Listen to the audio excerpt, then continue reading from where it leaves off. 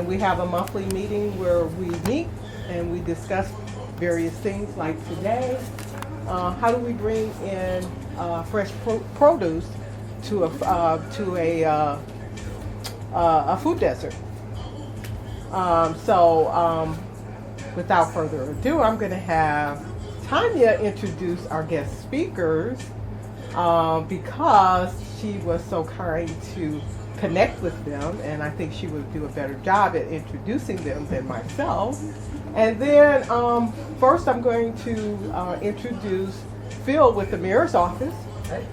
And he's going to talk a little bit about the Mayor's Grant 2018. And then Tanya's going to come up and introduce her guests. And they're going to talk about their specialties. And when they're done, we're going to have a question and answer period. How does that sound? Phil, you're up. All right. Thank you, everybody.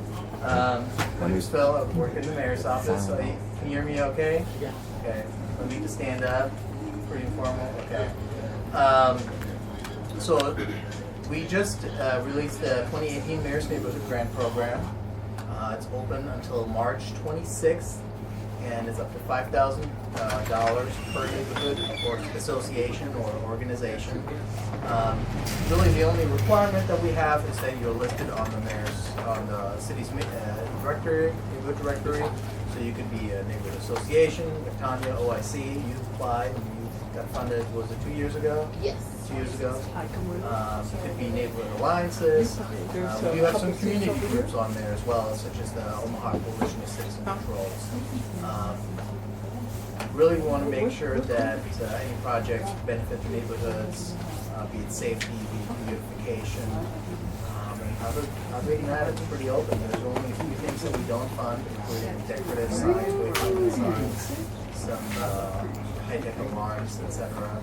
Other than that, it's pretty open for you to decide what you want to put in for, what benefits your neighborhood. Do you have any questions? I do. Yeah. Because I'm going to apply this year, but I really want to see about assisting the Black Firefighters Union, because that building is a historic building. It used to be Tom's funeral home years ago, and now it's just a historic, beautiful building in our neighborhood. And I'm trying to figure out is that something that I could use part of the funds for? So it has to be, funds have to go to a public purpose. It cannot be for the improvement of a privately held building. So I'm not sure that would be a use of funds there. Okay. Even though they do a lot of public stuff out of there. Well, it could be programming. Okay, so it could go to their programs? Exactly. Because they do a lot of stuff for kids in that building. So that's one of the reasons why I was interested in assisting them. Because they've been kind of closed because they can't have like a lot of people in the building with some of the issues that are going on in the building. So they can't go to the programming of the building. It can go I'm gonna pass that around. It can go towards programming, supplies, those kind of things. Anybody else? So you applied and got funded a couple of years ago. What do you think about the process? I actually thought the process was fairly easy. You just need to make sure that you read the instructions thoroughly, because that was something that towards the end that I failed to do, and I kind of cheated myself out of some of the funds, because the Mayor's Grant does not fund, if you're going to apply for like a program like I did, I applied for the money for a youth economic summit that I put on. And what I did was I included in the grant funds food. The Mayor's Grant does not fund food, but because didn't thoroughly read all the instructions, you don't have a second chance at this thing. You know what I mean? Once you turn it in, it's funded for whatever you turn it in for. And then it's not going to be funded for whatever they don't fund. So they're just going to subtract that from what the amount of money you asked for. So you just need to make sure that when you're filling it out, you read all the instructions first, and then you fill it out. So I would suggest filling it out in pencil or pen or whatever print it out and fill it out. Then make sure you go look over each step and make sure that each step coordinates with whatever the grant says it does fund and that it doesn't fund, and before you send it in, because you don't want to mess yourself up. Thank you for that perspective. Yeah, so a couple things on what Tanya just said. You know, the more specific you are, the better, because as Tanya said, there are certain things that you do not, or the committee does not feel can be funded. We'll subtract those out. If you only have one single line item for, let's say, $5,000, there's no way for us to tell exactly how that's made up. So the more specific you are, the better it is for us to review the grant application. And then in terms of the hand filling in, yeah, absolutely. If you want to hand fill it in for your own review purposes, just make sure that the final application that you submit is typed out. It's a fillable PDF form. It's fairly easy to fill out. And one other thing, that I would suggest, just because it was my first time doing it, I was very surprised that I got funded, but I think it was because I was very specific. Be very specific about whatever it is you're trying to get funded for, because that's what helped me in the end, is that I was just very, very specific about what I was using the money for, and the volunteer piece. So like, you have to have a match. Your match doesn't have to be in cash. It can be in kind, and it can be in volunteer hours, because volunteer hours were like, they equivalent each hour to $23.07. So if you have however many volunteer hours came up to match however much money I had, I actually had over that. I had like almost $5,000 in volunteer hours in the end, which was way more than I thought I was going to have. But I wound up having 198 hours in volunteer hours, and I didn't even include my own volunteer hours, because I would have more than that. I had almost 300 hours on my own, just from the time I started doing it to the end. And I didn't even include my own hours. I just included the hours of the people that worked with me. And what? Oh, I'm sorry. No, question, Phil, what is the date? March 26th Okay. is when it is due. Thank you. So midnight or 11:59 p.m. Gotcha. on March 26th. Let me ask, What did you get funded for? I got funded for the Youth Economic Summit. It was a summit to teach kids about finances and investing, and I'm going to try for it again this year. So, budgeting? Budgeting, anything. And then you said that some of the things that can be funded is beautifications, and what is your definition of community beautifications as far as things that you could possibly do?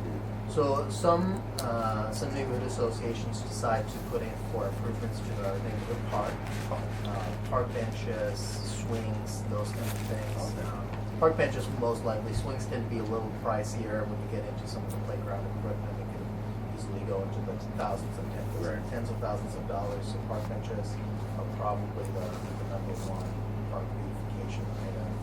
We've had anything from mulch for like a common area, garden area. We've funded annual flowers before, but we like to see something that sticks around, that is not just a one-time funded item. And then, yeah, that's. So you have certain things that are qualifiers, but you would prefer to see something more like programming and stuff like that. I mean, it's up to you what you put in for. What we want to see again is that adds long-term value to the neighborhood, and that brings the neighborhood together. That is not just a one-off project, but that is a catalyst to build some of those connections together. Okay. Mayor plan a section of the planning process or to entire neighborhood, or we have identified like just page parcels that we're interested in developing. And we can use the DACA funding to hire. We sent it to the shop. Potentially, we funded consultants before, landscape architects before. I would have to know more about the specific project to let you know. I think if you embed it within a larger project, you spell out exactly what phase this is in the overall strategy, then you have a better shot potentially. Yeah. Could it be used for land acquisition? to do something in the community? Again, it would be, when you talk about land acquisition, somebody has to purchase it, and it would be, again, more of a private benefit. No, I mean like for the community. For the If it was a piece of land, like say you wanted to do a community garden and there was a parcel of land for sale or something like that. Interesting. Yeah, I mean, the land bank leases those properties too, I know that. And that shouldn't be that big of a deal if it's a land bank leased property. With an acquisition, I would have to check back, I'm not entirely sure. Obviously, community gardens is something that we want to support. The specific property acquisition piece, I'm not entirely sure about. If it was owned by the neighborhood association, because that's like a, you know what I mean, it's not, that's something that is not personal, because even if the president leaves, it has to stay with the association, it doesn't go with the individual. And there, I mean, people. there's also some long-term financing or issues that need to be taken care of or addressed. Yeah, like Long-term taxes. Property taxes, so we would not want to be in the business of funding property taxes Gotcha. year over year from the mayor's neighborhood grant. Gotcha. So we would want to see some sort of planning in place to address that annual cost. If the organization was a 501c3, they would not have to worry about property taxes. Right. You would just want to potentially address how that ownership is addressed, so it's not, so it's the ownership to the benefit of the community, not the 501c3. Right, that makes sense. Other questions? Julie, do you have anything else you want to add from one hospital perspective? I just wanted to touch, Tanya said that her, she thinks her grant got funded because she was very specific, but it was also a really creative, innovative approach on how to use mayor's grant funds. Having a youth program for kids in the neighborhood was a really good project idea, and that's why I think your project stood out amongst the rest, because we are talking about a lot of park benches and park improvements. So the more creative and innovative you are with your project idea, they stand out a ton. So kudos to you. Your project was really dynamic. And then other beautification projects, there have been a lot of murals, a lot of different landscaping things to beautify neighborhoods. And then you mentioned acquiring property for a community garden, and the land bank does rent plots for $25 a year. Oh, that's good. Yeah, that's good. $25. Yeah, and they have a ton of properties right now. Especially if you're doing.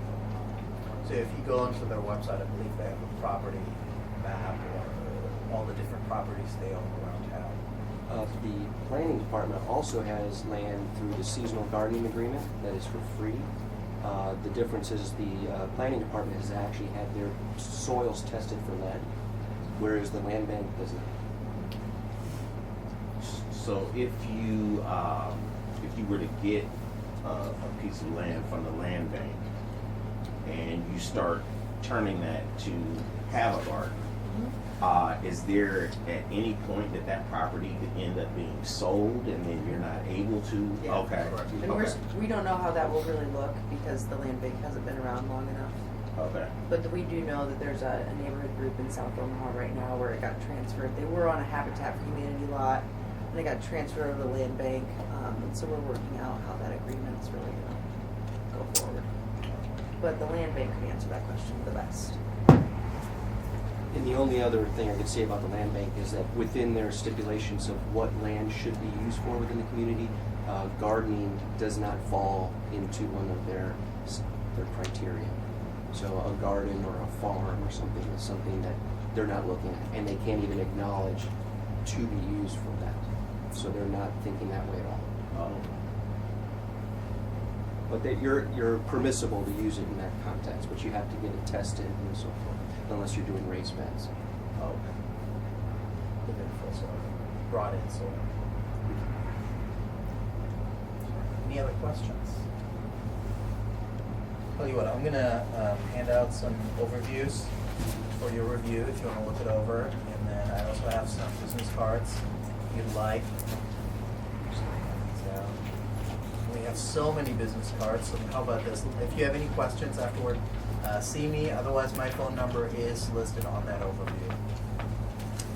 And if you have any questions about Tanya mentioned it very briefly. We require organizations to submit a W-9 form now as part of their application. That's just an IRS form that finance requires us to have for each party that we disperse funds to. Julie can assist you with helping out, setting up the different, the TIN, the taxpayer identification number. I understand that some big associations are not quite as formalized with the bank account, et cetera. Thank you. Thank you for your time. Hey. On with the program. Okay, so we have some really dynamic speakers here today. I see that Graham kind of got here. Okay, so I would like to introduce, first of all, Gus Rowan. He's with Permaculture, so he's going to talk to us about what permaculture does and how it's going to help the community. We have Terrence Haynes here, who's going to talk to us about interesting water source that he has come up with, and he is owner of the food studio, and he's a chef, and his food looks really good online. You should check him out. And we have Graham Christensen back here, and he is part of a new push for healthy foods coming into the neighborhood, and he understands things that are going on with Food Nebraska and a lot of other different things, and he's from a company called GC Revolve. So he's going to be talking to us today about a lot of things that are going to be going on in North Omaha that he's involved in. So I just want to introduce these people, and we're going to start with Gus. Thank you, Tanya. Just for those that didn't hear, my name is Gus Von Rowan, and I guess I am here wearing the hat of a nonprofit called Omaha Permaculture. I'm the founder and executive director. And I'll start right away with the term permaculture. I'm sure a lot of people are not familiar with that term. Permaculture is a term that was coined in the 70s by some Australians in a reaction to modern industrial agriculture that is really, it's not harmonious with nature. It basically, you're kind of manhandling the earth, you're adding nutrition to the earth, you're telling the earth what to do at different times of the year with large mechanization. Whereas obviously in the thousands of years mankind has been around, we farmed with a lot more harmonious ways in previous centuries. And I think permaculture is an attempt to gain some wisdom from those old-time practices of being able to add nutrition back to your soil and not having to rely on technology and modern industrial agriculture to do that. So permaculture as a term, perma is in permanent or perennial. So if you know what a perennial is, it basically is there all year round. You don't have to do anything to the soil other than maybe adding some slight nutrition and food compost over years, but there's really no tilling of the soil. There's really no adding a seed every year. It's really a passive way to grow food. Basically, the food is constantly growing, whether we're talking about fruit bushes, blueberries, strawberries. I mean, I'm sure you're familiar with a lot of perennial products, apples, anything that comes off a tree, a peach. These are all very popular ways to bring food to your table without having the toil of having to get your overalls on and get on the tractor and do all those types of things. So permaculture is trying to instill the permanence of actual attributes of growing food, and also create the seasonality of a culture that goes along with that. So in fall, you're looking for your apples and your peaches, or in the middle of summer. To expect those seasonal moments is something our parents and grandparents used to know very well. And it's something we've forgotten because of the globalized trade of food right now. We're able to find a strawberry any time of the year, a peach any time of the year, all those types of things. But permaculture is not only addressing what I'm talking about in the gardening or horticulture component, but it's also really emphasized the word culture. It's actually trying to inspire a food culture that revolves around food that used to grow in your area. And here, being in Nebraska, or in Omaha specifically, we have a history that used to have canneries up and down the Missouri Valley River here, where we actually canned all the orchard's fruits that were coming up all the way through the early 20th century. Unfortunately, a few tornadoes kind of put a few of them out of business, and they did not feel like putting them back up. And also the increasingly world and global trade bringing foods to our door here in the middle of the country were increasing and improving. So a lot of those canneries were never rebuilt. But we do have the roots here of what could have been a perennial orchard landscape, if you can imagine, all the way around Douglas County. This is what would have been here had we not embraced globalization. So in that regard, our organization, Omaha Permaculture, is arising in, I feel like, a vacuum in North Omaha that used to have a very vibrant food culture of the seasonality, of canning foods. I don't know how many people here in North Omaha I get a chance to talk to that remember walking a certain way to school and being able to pluck the raspberries and the blackberries on the tree, and would go out of their way to go there and find them, and then find out who's got the best apples on the tree. And there are a lot of great stories here in North Omaha that beckon this food culture that used to be here, and I really would love to find ways to activate the discussion again, but through the conversation of land stewardship.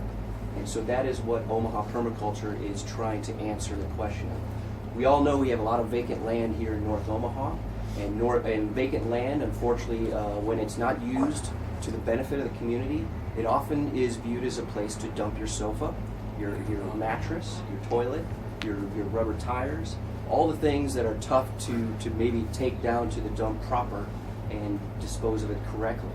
And given the seasonal moments and so forth, a lot of people can see these vacant properties as a place that becomes a blight for the neighborhood. And so a lot of people don't see food culture in their property or in their neighborhoods because I feel like we've lost sight of where food comes from. And a lot of people don't realize that food comes from land that is maintained well and maintained to rejuvenate the soil. Soil has to be rejuvenated every year, whether you're adding an artificial fertilizer or not. Each year, if you're letting the leaves of your oak tree fall down and then just slowly settle over the winter as the snow melts and so forth, you're allowing that land to rejuvenate every year. You're allowing the nutrition that's in those leaves to get back into the soil.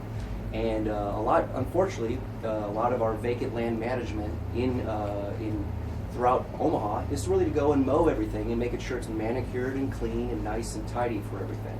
Well, if our goal is to rejuvenate soil, we're really kind of cleaning all of the debris, the things that are looking messy, that actually do help add organic matter back to the soil.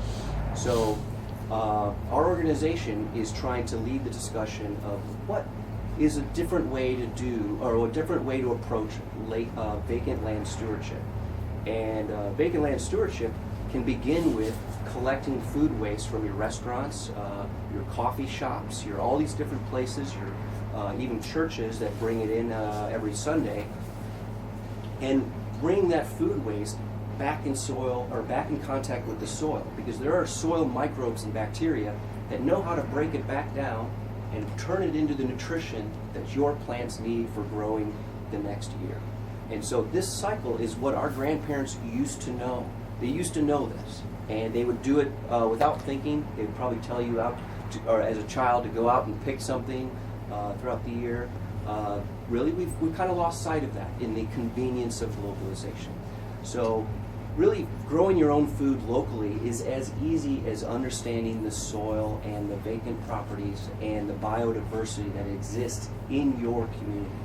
And so our organization is working with vacant lots through the City of Omaha Planning Department, as well as the Omaha Municipal Land Bank, to help a lot of the refugee or new Americans, communities, actually have access to this land and farm it.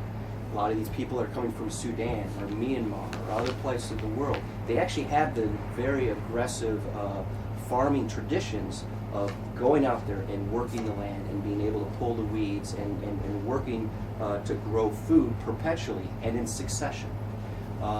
we're working with these populations because they are a great tool in the toolbox for vacant land stewardship.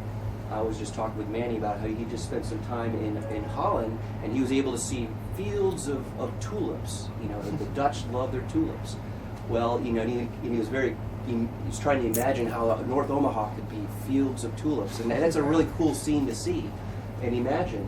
But you know, it takes a lot of effort and to be able to do those types of things. And unfortunately, tulip is, you know, not really an edible component. But at the same time, imagine if we were to do that with fields of watermelon and you know, all types of squash and all things that we know we could be using as a community for our festivals and street fairs and all these types of things.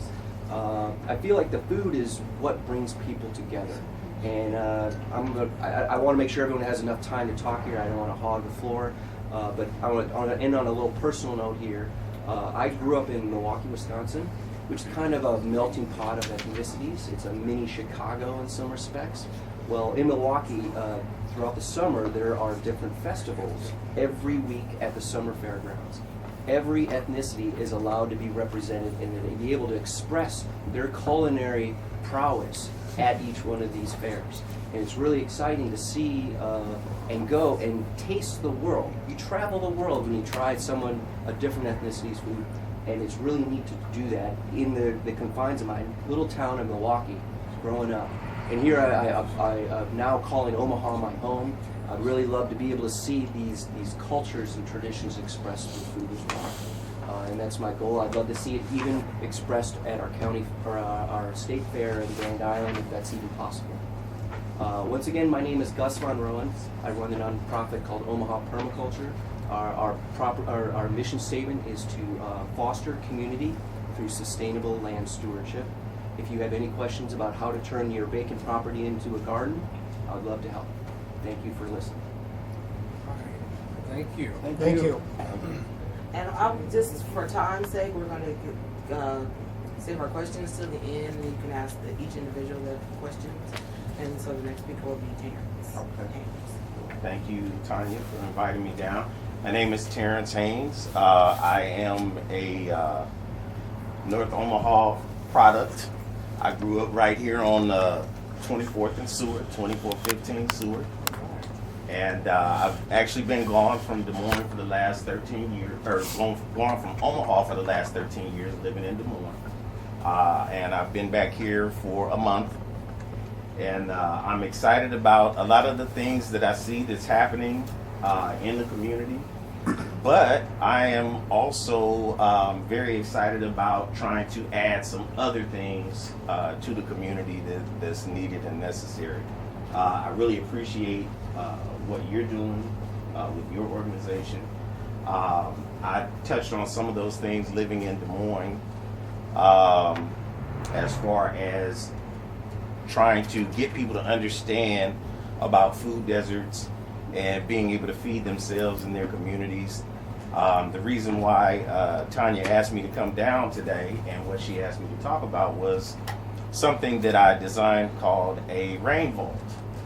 And basically it would allow you to be able to keep 3,600 gallons of water in a 10 by 10 space on a piece of land. It's solar powered and it has a pump that would allow you to water your gardens. We talked about this at a meeting that we had a couple weeks ago, and she was very interested in it because she is looking to start some community gardens. Community gardens are very important. Community associations, neighborhood associations are very important, and it's something that we need to educate and also re-educate people on. This rain vault is actually it's 4 different models. One is a permanent structure, one is a truck mounted structure, one is a rail structure, and one is a ship structure. And it's not just something that can help. It's not just something that can help local communities as far as water sources. It's also something that can help communities as far as creating jobs and also helping other communities that are in lack of water. I am a chef by trade. I've been in the culinary field for almost 30 years. And I'm looking to help people, again, to understand the importance of living in food deserts and what we can do to alleviate that. I give classes and instruction on cooking and preparation of foods, quality meals. I mean, basically anything that has to do with culinary and food sourcing. I also am a partner in a microgreens farm there in Des Moines, which is something that I'm looking to educate the community of North Omaha on. Microgreens is a super source of nutrients. It doesn't take a lot of space to grow. It doesn't take a lot of effort to grow. Kind of like Gus was saying, you don't have to put on your overalls and get dirt up under your nails. It's a pretty simple process, and it's a short process as far as growth. But this is something that we definitely need to know and understand here in this area of Omaha, and I'm just looking forward to seeing the growth and prosperity of this community in short days to come. Okay. So our next speaker will be Graham Christensen from GC Revolve. Tanya, thanks for having me. I was invited here because in conversations with Tanya about some upcoming events in the area, it seemed like it would be a good fit to discuss. I'm interested in food as well, and looking at the model that's currently in place and some of the environmental damages and also social damages that come with it, and how we can do this in a more environmentally and socially friendly manner. So back in May, I had a chance to go to part of the global climate talks, and it was in France, first time in Europe. It was quite an experience, and I got to see some of these amazing and diversity in the countryside. Gus, that you guys were mentioning a little bit earlier, blew me away. But what blew me away more was the scientific community there was saying that basically now agriculture is neck and neck with fossil fuels and the amount of emissions that it's putting into the atmosphere. And so coming from a farm about an hour north of here, that's really embarrassing to me. I don't think that's acceptable. We can do a lot better job than that. So what also came out of there is that by refining just a little bit the food production model, getting more biodiversity, more roots in the ground, finding where we can produce food in all different areas to truly meet food access, to give more people the ability to have access to good quality food. Agriculture holds the solution. We can trap a lot of these emissions and potentially even stop rising emissions right in its footprint. So when I came back to the U.S., I met some great people and got a chance to experience firsthand some models across the world that folks are using to add more biodiversity and to kind of localize their food infrastructure. And I was really blown away, and I've looked at some of this stuff, and I've known Gus for a while and some others along these lines. So I get it, but to see it actually when you step foot, see it in action, and see the amazing things that are going on to the soil, and how everything kind of molds around that, this higher soil quality was really fascinating to me. One of the things that it took me back to was I brought some folks into Nebraska that are from inner city New York, from Toronto, and some other areas to show them farmers that are doing this the right way. And they came there and we had conversations and showed them around the countryside. And the first thing that they started to notice was that a lot of the small towns in my area were dealing with a lot of the same struggles, food access issues, poverty that was happening in their communities in inner city New York. And the same can be said here. About 5 years ago, I was really woken up in an event in which I partnered with the Malcolm X Foundation, and it was about that coal plant. Remember that transitional conversation about that coal plant? That's what it was about. But one of the organizers there wanted to connect with these farmers that are doing things the right way, and bring food to the Malcolm X Foundation for folks that were coming into this meeting. And so we did. We brought good food, and we cooked it, right there. And people from the community kept coming back and asking for more, and asking about how this was raised, where it came from, and just asking how they could get access to this quality food. So that was a testament to me that I was sitting right in the middle of the food desert, and people hadn't had a chance to experience that for at least a great many years. And that's not right. Everybody should have that opportunity. And then I think I was at the same meeting Gus was when you were telling that story about Willie King. Yeah, William King Jr. told a story at a farmers union meeting a few years back. When he was a young man, he would come back from school, and they didn't have a lot of money, but they were never hungry, because when he came back from school, he knew where the strawberry patch was, they knew where the apple trees were, they knew where the mulberries were, the raspberry vines were. There was a lot of just production and growth going on in the city because our ancestors, had it a little bit more figured out than us.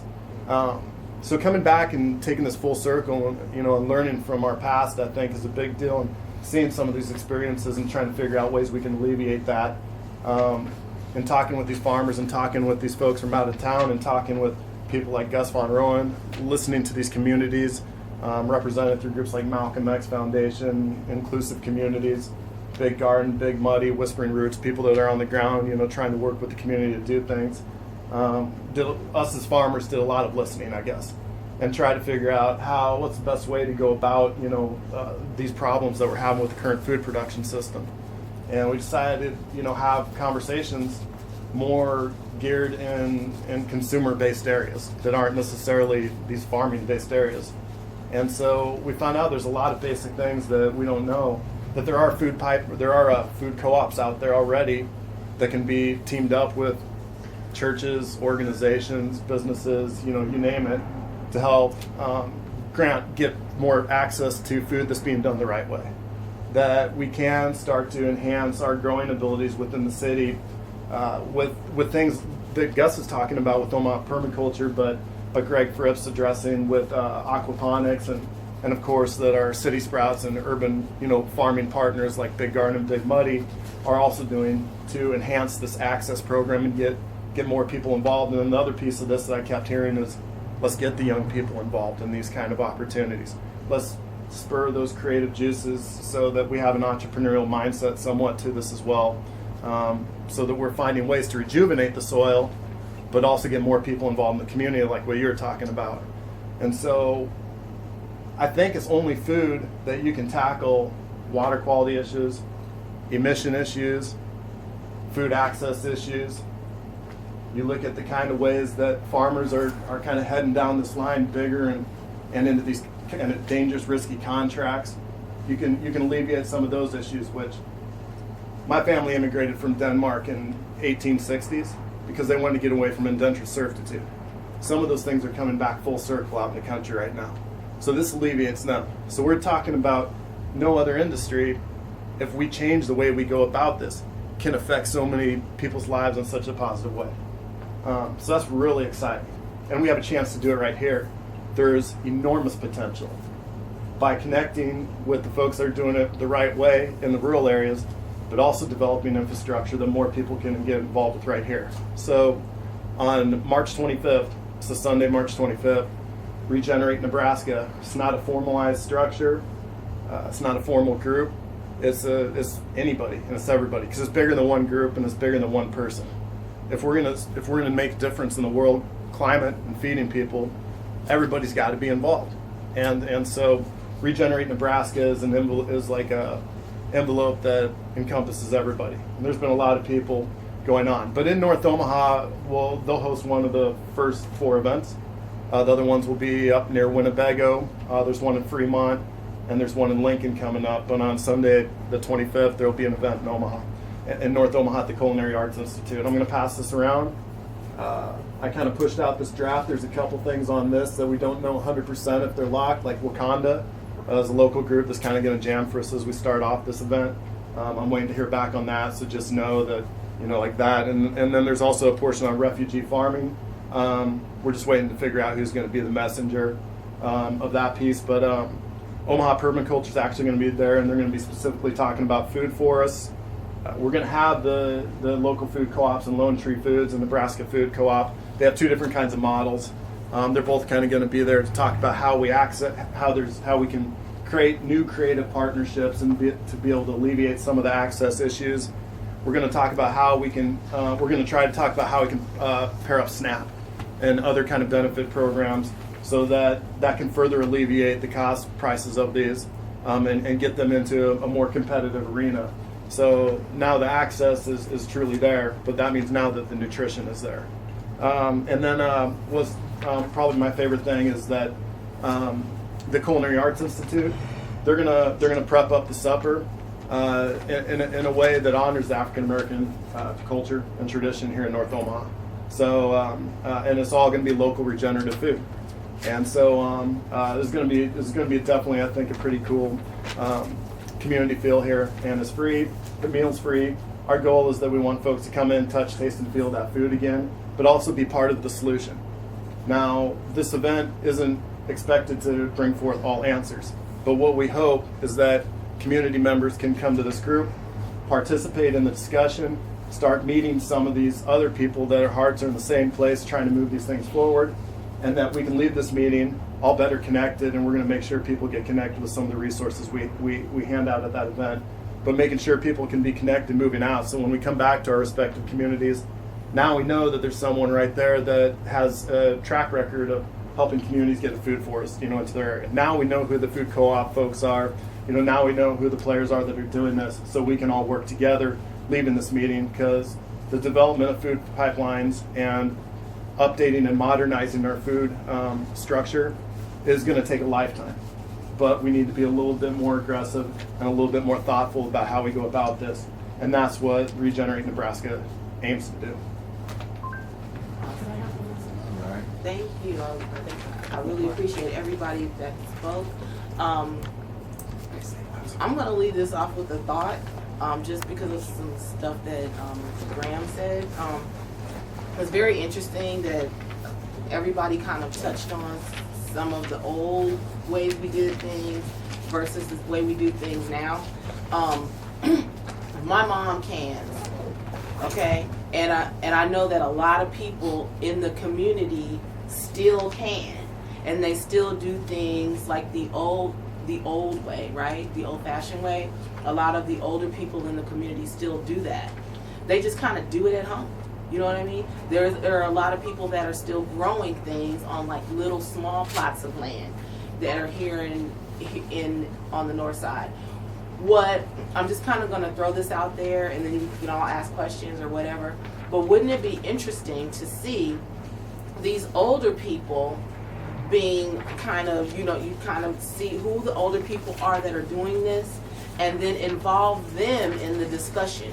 The older people from North Omaha, involve them in this new discussion about how we look at food today versus how we looked at food then, and what their ideas would be about how to bring this thing back to the forefront, and what your ideas would be to maybe modernize some of the things that they're doing. That's just me putting that out there. And then, yes, ma'am? Along those lines, we're leaving out a whole generation, and we aren't talking to these kids in school. and No, we that's aren't the using new piece. school, yeah. No, that's the new piece. I'm just saying, Exactly. we're just But talking bring about, them all together, yes, bring them all because together these and guys talk don't- about the these guys news don't, and stuff. man, that works. Yeah. So anybody have any questions for any of the three speakers? Or Phil even? I have a question for you. I have a question. Okay, Wait, Jared and then Elijah. in order to put in for this grant, do you need a 501c? You do not. You do not need 501c3 status. You need to be on the neighborhood directory. Along with the application, you need to submit what's called a W-9 form that requests either a employer identification number, which can be requested for any type of organization, or a social security number from, let's say, the treasurer of the association. Oh yeah, Okay. I have the rules for that. Okay. I just. But need you to do know. not need to be a 501c3. Okay. We try to open it up to neighborhoods big and small, various different capacities. Elijah?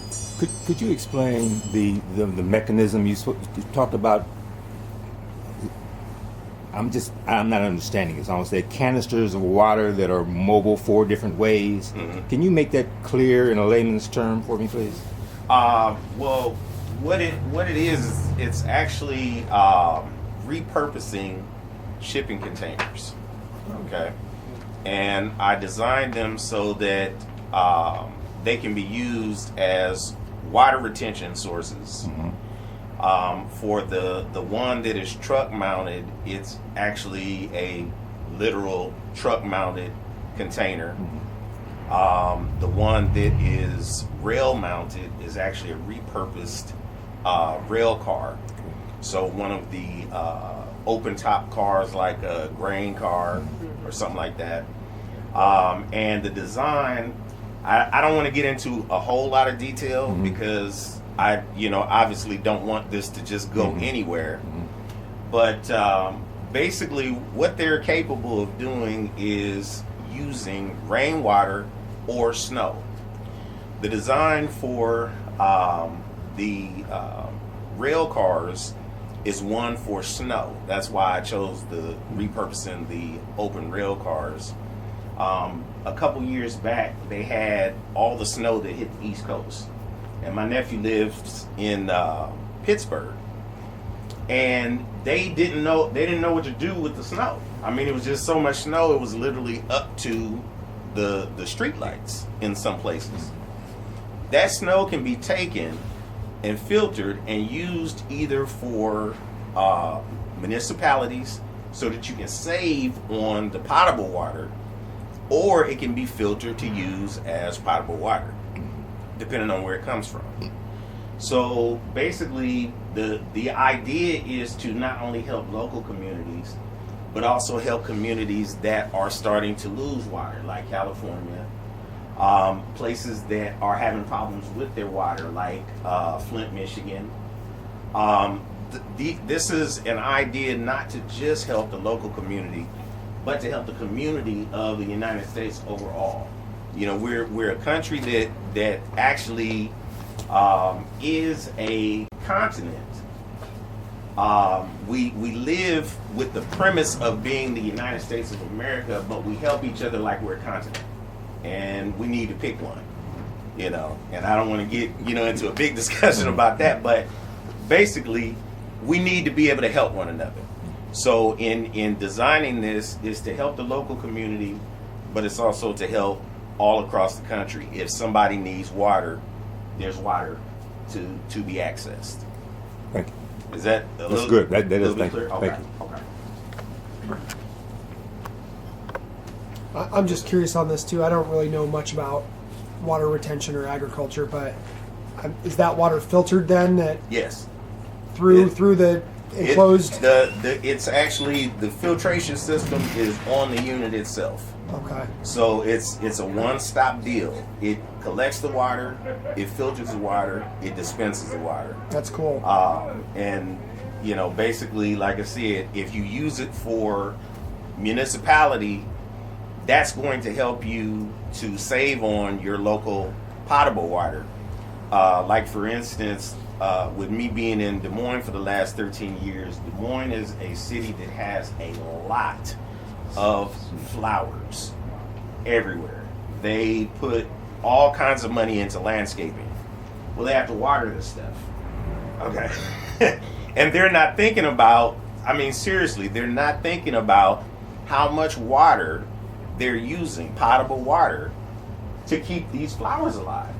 Now, mind you, the beautification is great, but you got people who are getting their water shut off. The water bills are going up. Part of the cost of water in the community is accrued by what the city does with water. It's not just the residents. And so you got poor people that are trying to pay their water bill and they can't and they're getting their water shut off while the city is pouring water basically down the drain, watering all these flowers. Use a different source, you know. They may have changed this, but how does it work with the city and the government stating that you can't use rainwater? Well, it actually depends on the city and state you live in. There are some cities and states that claim eminent domain of the sky. Hey, it is what it is. Eminent domain of the sky over that city or state belongs to the city or state. You can't collect rainwater. It's illegal. Fortunately, I don't believe that Nebraska does that. They actually promote catching rainwater, correct? Is that Colorado is the only state in our area that has a 1906 law against collecting. Okay. It's because they're at the top of a watershed. Okay. So pretty much any water that they would collect then is not dissipated into all the watersheds and states below that. Gotcha. Okay. So yeah, and see, I'm not an expert in, you know, any and all of that, but it's good to be able to have resources of people that actually have the answers, and having meetings like this and networking so that we can get a firm answer and a clear picture of what we're looking at and what we need to do. Yeah. Does anyone else have any questions? I just have a thank you, Tanya, for bringing our wonderful speakers to this meeting. They have provided us with valuable information. I also would like to thank Phil for coming to tell us a little bit about the Mayor's 2018 Neighborhood Grant. Gus, I thank you for participating with us today, along with Terrence and Graham. You guys all did an outstanding job, and this coming year, 2018, you can look forward to hearing from us in this room as we look forward to you guys coming to help us with some of the ideas you presented to us today. So we're not just going to talk about it, but we're going to put some of these things into action. Through a neighborhood grant? Before we get out of here, I do want to, I'm going to pick on Gus for just a second. And I'm going to ask Gus, because we kind of talked about this, to kind of just talk to the group a little bit about your conversation about OIC. Yeah. So Okay. Everybody can get a little bug. Sure. Well, okay. We're a young organization. We're about 2.5 years old as a nonprofit, and we're working with a lot of land and other people land that other people own and buildings that other people own. We rent. We have a main office in Benson, but where we're growing, we're going to hopefully grow into a capacity to be able to teach life and self-sufficiency skills. Everything that is short of you needing to go to college, pretty much. People that are falling through the cracks, but really learning how to maintain your house, plumbing, just your basic building solar panels, forestry. We even have people that are in forestry. We have people that can teach all these little basic self-sufficiency skills. And so we would like to hopefully grow into the capacity of being able to maintain classes in a classroom setting. And so we've begun conversations with Cynthia Jenkins up at the OIC building right up here on 24th Street. And so people may be aware that it's a organization that's seen better days. And the building itself is in a state of, it could need some repair, but it's not too far gone. It's at a place that is definitely repairable. So our organization is looking to help OIC fulfill their goals in the neighborhood and the neighborhood association to actually be a vibrant part of the community in teaching vocational skills. And so right now, I don't want to put the cart before the horse, but in a lot of respects, I see some promising potential in our budding relationship with the OIC community. We see ourselves being able to offer classes in that building, as well as create something you may be aware that has a pretty nice piece of parcel of land around it. that we could be actually demonstrating a lot of these concepts of fruit trees and fruit bushes, while at the same time doing farmers markets and in making sure that we're helping the community see food that is fresh and grown in the community on a regular basis. And one more thing that you did not touch on Sorry. was your how you were going to implement the prison to Yes. the prison pipeline into. And probably the biggest reason I haven't touched on that is because we're working on getting that programming up and running this year. We're working through the Step Up Omaha program and as well as Heartland Workforce Solutions. But this last year we partnered with the gang unit and Omaha Police Department to actually start working with people that are coming off probation and actually employing them, paying them a livable wage, but teaching them and training them to help maintain these vacant properties, not only on the picking up trash component, but actually teaching them horticultural skills and things that actually have a chance to be mentally rehabilitating for some people. And a lot of the people that we thought were too cool for school, that would never pick up a shovel, we're watching them pick up a shovel. We're seeing them change their mind, actually pick up a tomato and eat it and try, even though they're used to a burger or a pizza. So we're watching people open up to these new ideas that are generally need some rehabilitation or a helping hand getting back into the community and into the workforce. And in landscape maintenance, at least this field, there aren't a whole lot of hurdles and expectations for you to walk in the door and start trying something. So at least in the landscape maintenance component, and at least to the police department, who are normally used to funneling people out of these programs into some kind of sports program, Omaha Permaculture is offering another alternative that is not necessarily sports, but it's something that is hopefully helping rehabilitate them. Just a side program that we're also, we've applied a grant for the Crime Commission Omaha Violence Protection, is to actually take some of the probation people that are coming out that are specifically in gang territory situations, and every day of their lives they see gangs, and every time they walk outside they have to be wary of a territory.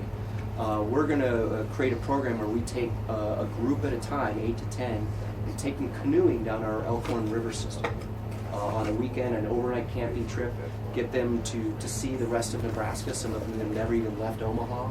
So in that respect, we're also going to pair it with our citizen science, where we do water testing on the Elkhorn. So they're going to see a little bit of science. They don't necessarily have to jump into it, as long as they enjoy themselves. But to tie it in with what I'm sure Tanya wants to see, at OIC, we're going to have a strong component of bringing in these probation to actually teach them vocational skills as well in the classrooms. Gus, I just wanted to share a quick update on that.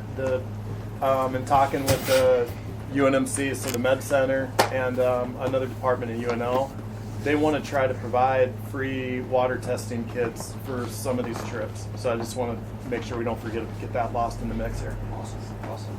Because I've talked to funders and they think that's the elusive part to fund, so that's great. Yeah, it sounds like they'll turn over a bunch of their packets that they're just applied for a grant into for that specifically. And not only that, there's folks from the public health department that want to take part. That's great.